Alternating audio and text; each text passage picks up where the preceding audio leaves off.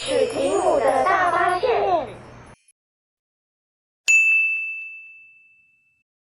在一个美丽的小岛上，有一位帮岛里河神工作的人，他叫做史提姆。他常常被朋友们叫做偷懒虫，因为他太爱在工作时间偷跑出去摸鱼，而不做正事。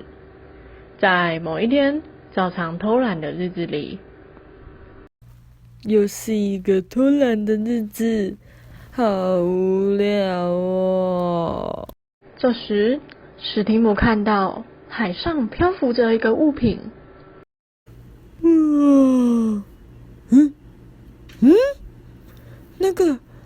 那个好像是瓶中信呢，不知道里面装着什么哎，我要把它吊起来。可是我要怎么吊啊？正当史提姆陷入思考时，他突然想到，啊哈！我可以做钓鱼竿，立马来做做看。动手做做看。我们要来做钓鱼竿喽！需要的材料有铝箔包、胶带和双面胶、4个磁铁、竹块、瓶盖、棉线以及绘画工具。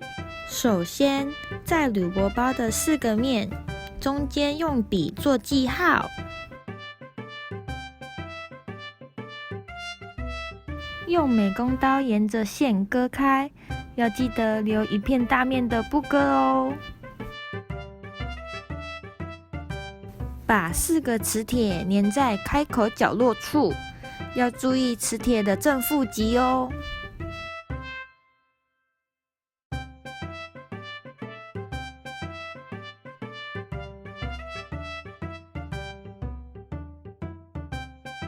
粘好就会变这样，可以吸起来。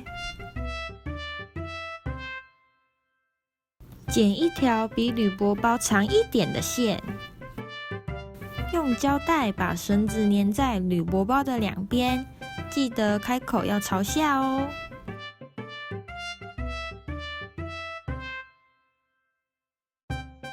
可以用2颗废电池贴在2边，增加重量哦。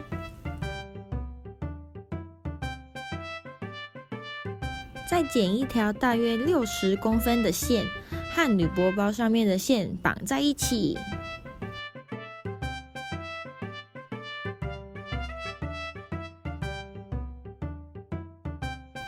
割1块纸板，再把它切成2块。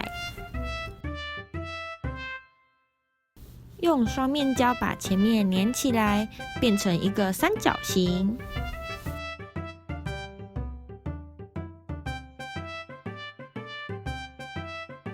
在纸板上做要钻洞的记号。小朋友，想想看，纸板上的洞要钻在哪边才会让线比较好转呢？是橘色箭头靠近尾巴的地方吗？是红色箭头纸板中间的地方吗？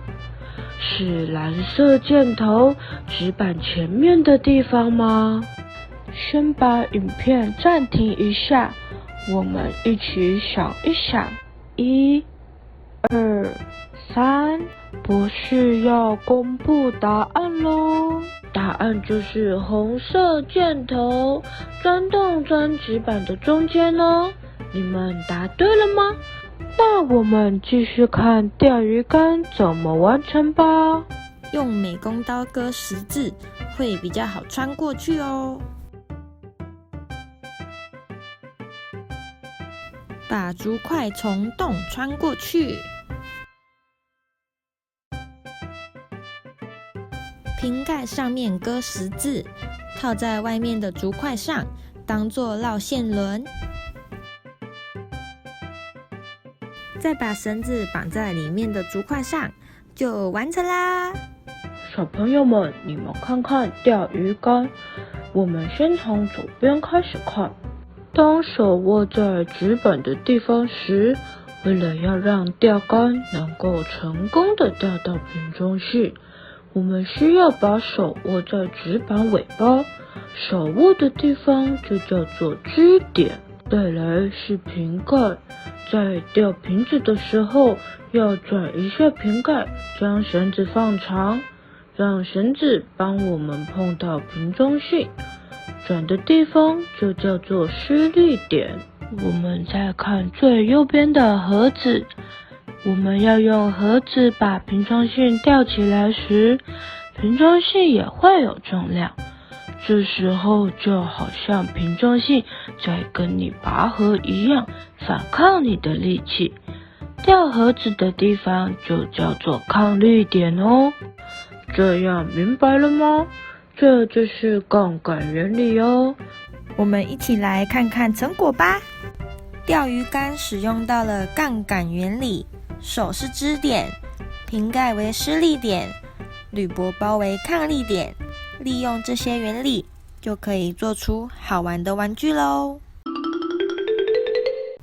哦耶！钓鱼竿做好了哟，来把瓶中信吊起来。终于钓到了。这里面好像有一张照片呢，我来看看这照片是什么。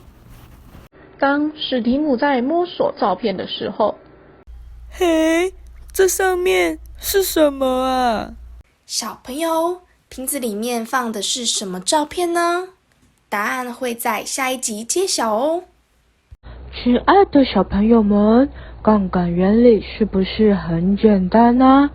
只要3个重要关键，施力点、支点、抗力点，就可以完成了耶。那么想想看，在日常生活中，你有没有发现杠杆原理的存在呢？博士先分享一个我发现到的，就是史提姆在做钓鱼竿所用到的剪刀，也是有使用到杠杆原理的哦。小朋友们，你们仔细想想看，观察一下，还有什么东西也有杠杆原理的存在呢？欢迎你们在影片底下留言跟博士分享。如果你有完成自己动手做的钓鱼竿，也非常欢迎你拍照上传和大家分享哦。博士会悄悄地收集大家的作品以及发想，再发布一篇文章让大家欣赏。那我们下次见喽，拜拜。下集待续。